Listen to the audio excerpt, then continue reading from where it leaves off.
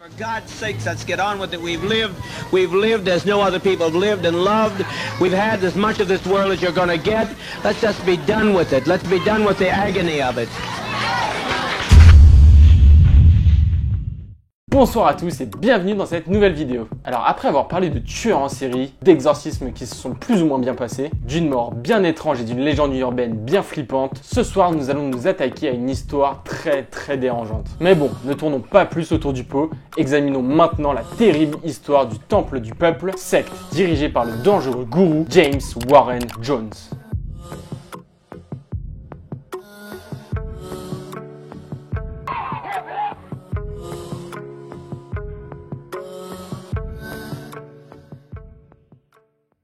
Alors, tout commence en 1955.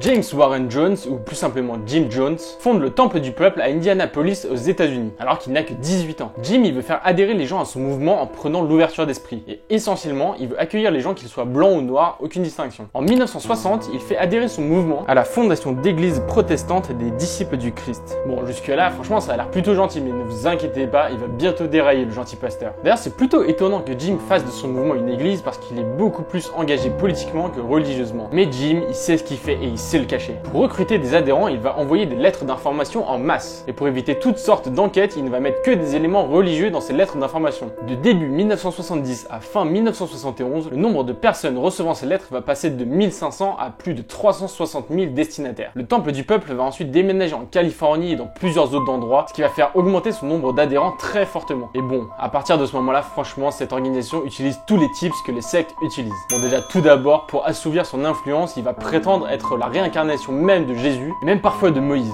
Deuxième petit tips, il va le cacher aux membres extérieurs à l'organisation. C'est-à-dire qu'il va demander à ses fidèles de dire qu'il n'est qu'un prophète aux membres extérieurs de l'organisation pour pas qu'ils puissent s'affoler. Et troisième grand tips vraiment typique d'une secte, Jim Jones va leur dire que s'ils ne donnent pas tout leur bien et toute leur énergie au Temple du Peuple, ils allaient tout simplement se réincarner en une créature qu'ils considèrent inférieure, l'amibe. Bon, très bizarre comme menace. Mais bref, de plus en plus, la secte va commencer à faire parler d'elle de plus en plus négativement. Par exemple, une jeune fille dont les parents seraient membres de la secte aurait demandé à sa professeure d'augmenter sa note, car sinon, elle risquait de se faire fouetter publiquement devant toute la congrégation. Et bon, clairement, le fait que des témoignages comme ça sortent, ça plaît pas du tout à Jim Jones. Alors pour remédier à ça, en 1974, le Temple du Peuple achète 11 000 hectares de terre en Guyane, près de la frontière vénézuélienne. Ces terres vont donc servir d'un lieu d'établissement d'une communauté agricole appelée Johnstown. C'est ainsi que le 1er août 1977, que Jim Jones et toute sa communauté va déménager là-bas pour fuir les accusations médiatiques des États-Unis. Bon, alors pour que vous voyez à peu près à quoi ressemble le camp, je vais vous faire un petit descriptif. Au centre, il y a ce qu'on appelle le pavillon central. C'est là qu'ils vont tous se regrouper et c'est là que Jim va faire ses sermons. Et c'est autour de cet endroit que vont s'installer tous les dortoirs et toutes les écoles. Mais alors, c'est quoi une journée typique là-bas? Alors en gros, de 6h30 à 18h, tout le monde travaille avec une pause de 1 heure de déjeuner. À la fin de leur journée, chaque membre a droit à 2 minutes de douche en extérieur. Oui, vous avez entendu, 2 minutes en extérieur seulement. Apparemment, les membres travaillaient vraiment très dur pour ne pas manger beaucoup. Alors là, c'est vrai qu'on peut se demander comment ça se fait que parfois les familles laissaient leurs enfants y aller. Alors il faut savoir qu'en fait, apparemment, beaucoup de personnes envoyaient des lettres à leur famille. Cependant, ils étaient toujours très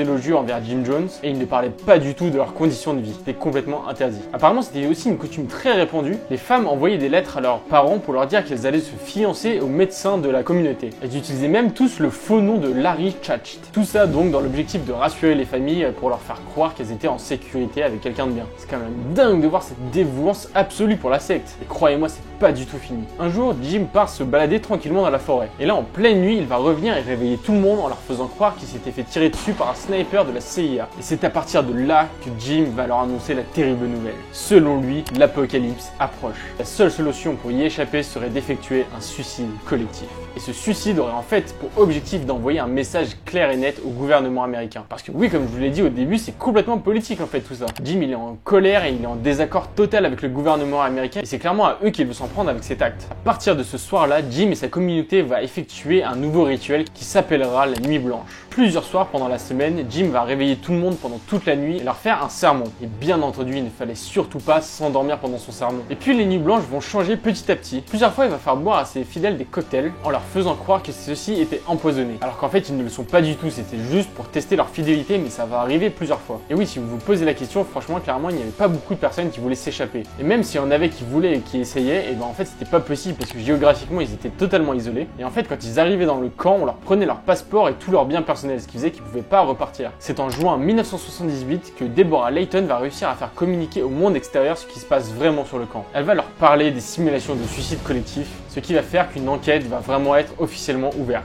Le 18 novembre 1978, après de nombreuses galères administratives, Leo Ryan, représentant du Congrès, accompagné de quelques journalistes, vont venir visiter le camp pour une journée. Alors, arrivés sur le camp, certains d'entre eux vont tout de suite être braqués d'une arme. Parce que oui, il faut savoir qu'à la base, Jim Jones ne voulait pas qu'ils viennent. Il y a même une pétition qui a été signée par plus de 800 membres pour que ces personnes du gouvernement ne viennent pas. Mais clairement, ils n'étaient pas forcément les bienvenus. Durant leur visite, 16 membres de la communauté vont décider de rentrer avec eux aux États-Unis. Et ça va faire très mal à Jim Jones qui va considérer ça comme une grosse trahison.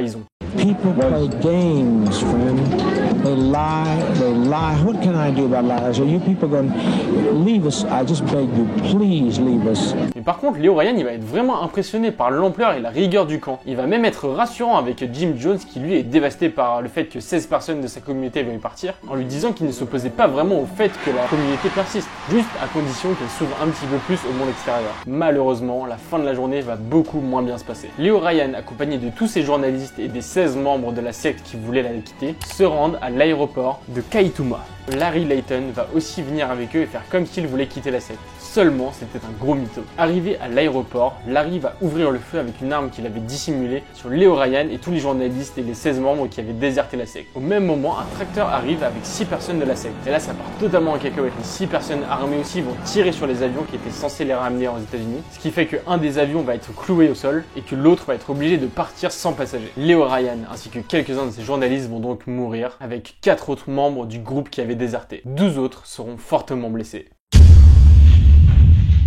Le lendemain, Jim Jones, sachant très bien qu'il ne tiendrait pas longtemps après que la nouvelle se répande, va déclencher son plan de suicide collectif. L'extrait que vous allez entendre là provient d'un enregistrement qui a été récolté par le FBI du dernier sermon que Jim Jones aurait fait juste avant de les appeler à se suicider. The revolutionary suicide. This is not a self-destructive suicide. So they'll pay for this. They brought this upon us.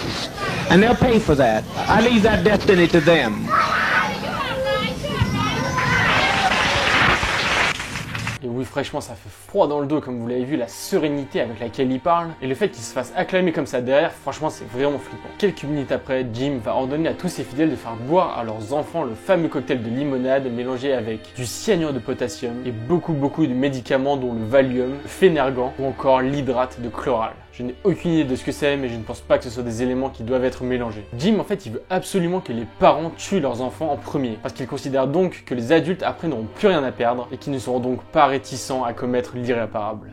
Son appel au suicide a aussi été envoyé à l'église présente à Georgetown. Bon, clairement, là-bas, il n'y a pas beaucoup de fidèles, mais bon, une femme va tout de même se suicider chez elle après avoir tué ses 3 enfants. Finalement, un des fidèles va réussir à s'échapper pendant le suicide collectif et prévenir la police. Une fois que les autorités vont arriver, c'est un véritable cauchemar qu'ils vont trouver. Les images sont vraiment choquantes, donc bon, je vais les flouter un petit peu quand même. Mais c'est bien le corps de 909 personnes qui vont être retrouvées totalement sans vie. Parmi eux, ils vont retrouver le corps de Jim Jones qui s'est donc tiré une balle dans la tête après que tous ses fidèles se soient suicidés. Par contre, il faut quand même noter que 87 personnes ont réussi à survivre à ce massacre et à s'échapper. Les autopsies effectuées après ont aussi montré que beaucoup de personnes étaient mortes après avoir reçu une piqûre dans le dos. Donc clairement, ça montre qu'il y a beaucoup de personnes qui ne voulaient plus se suicider, mais qu'elles ont malheureusement été contraintes et donc assassinées. Donc voilà le bilan lourd et très morbide de ce qui est aujourd'hui le deuxième événement ayant causé le plus de morts américains lors d'un même événement, après les attentats du 11 septembre 2001.